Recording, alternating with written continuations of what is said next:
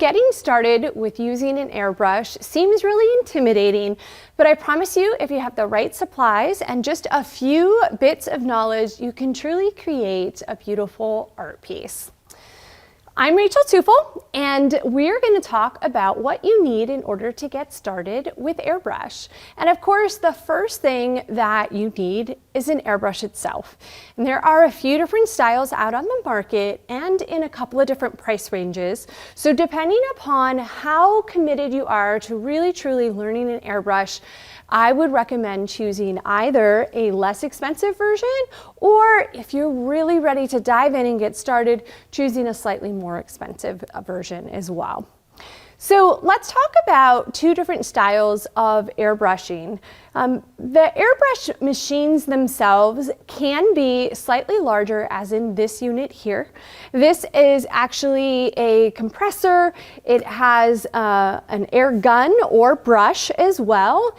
And this particular setup is really going to be in the 150 to 300 and of course far upwards of that, depending upon how large of a compressor you utilize, as well as the style of gun that you have. Now, this is a really great basic airbrush setup. It's around $150 on Amazon for just a very general use airbrush. So this is what I started with when I first became a little bit more interested in airbrush. I would say that I typically use this more for shading three-dimensional cakes. However, you can really create some beautiful landscape art or different styles of portraits with airbrush as well. So for cake purposes, this is just fine. Don't go out and spend thousands of dollars getting set up for airbrush. It's really just not necessary when it comes to cake world.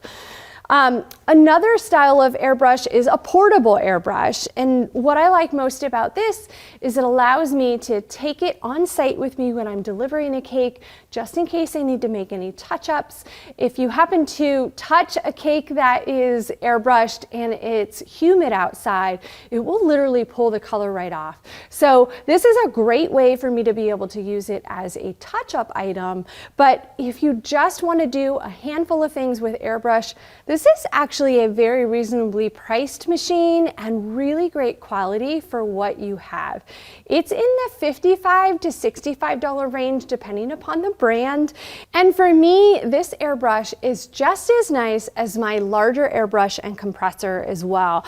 This unit will last approximately 2 hours and is just charged via a USB cable, so it makes it super easy and convenient. But truly, the pieces that are important are the brush or gun itself.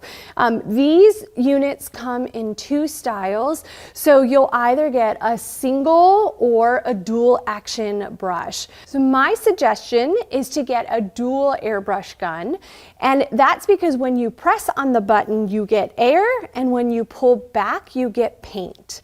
A single action brush is more like a can of paint. So when you push on it, you both get air and paint. And it's a little harder to control. You aren't able to get quite the same detail work done as you can with a dual brush. So be sure to check that out when you're looking for your airbrush.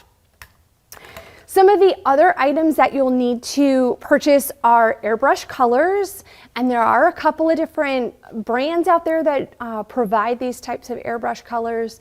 Your other option is to mix a gel color with a high-proof alcohol or lemon extract. And you can do that, but these are not very expensive. I highly recommend just getting it into your cake arsenal of tools and making sure that you have the right product. The reason for that is gel color has a slightly different consistency than airbrush color, and while you can thin it down, sometimes there are some leftover chunks, and those chunks would clog your airbrush, and it just makes the process a little bit frustrating. It's not that you can't do it, it's just not quite as easy. The other thing that you can keep in mind when you are dealing with an airbrush gun is there are a couple of different types of containers to hold your paint. This one is a top action, just meaning that it's going to drain the paint down from above, like a gravity feed is what they call it. And there's some smaller metal units that you can attach. It literally just unscrews right from the top and then screws back on.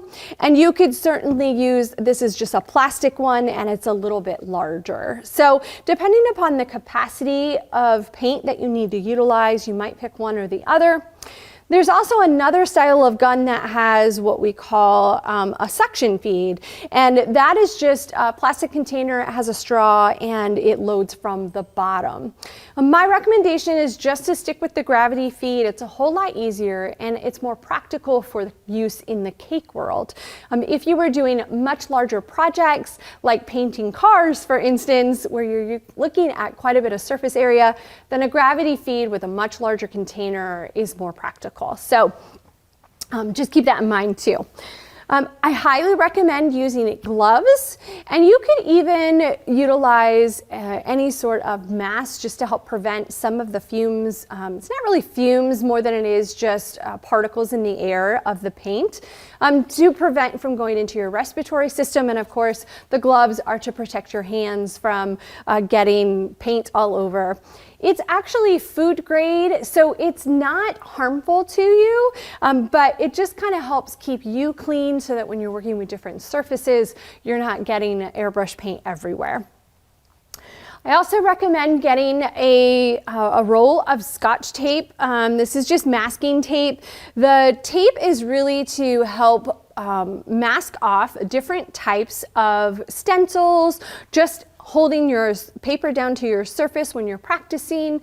So the tape really comes in handy, and you want a tape that doesn't have a whole lot of adhesive to it. Don't get any type of really high quality masking tape. You just want something that's going to be able to peel off of fondant, for instance, or peel off of your stencils fairly easily.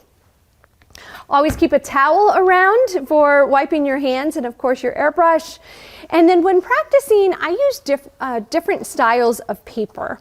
The first style of paper is just a very traditional copy paper. And then I also have cardstock. So it's a slightly thicker grade of paper. And I use this more for making stencils. You can also purchase stencils or make your own stencils from any sort of acetate or plastic material.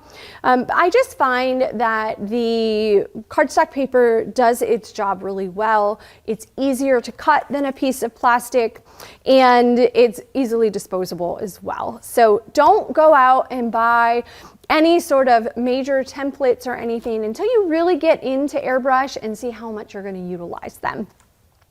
So now that we know a little bit about the basics of airbrushing, I encourage you to check out some of our other videos on how to actually use your airbrush and start working on your cakes.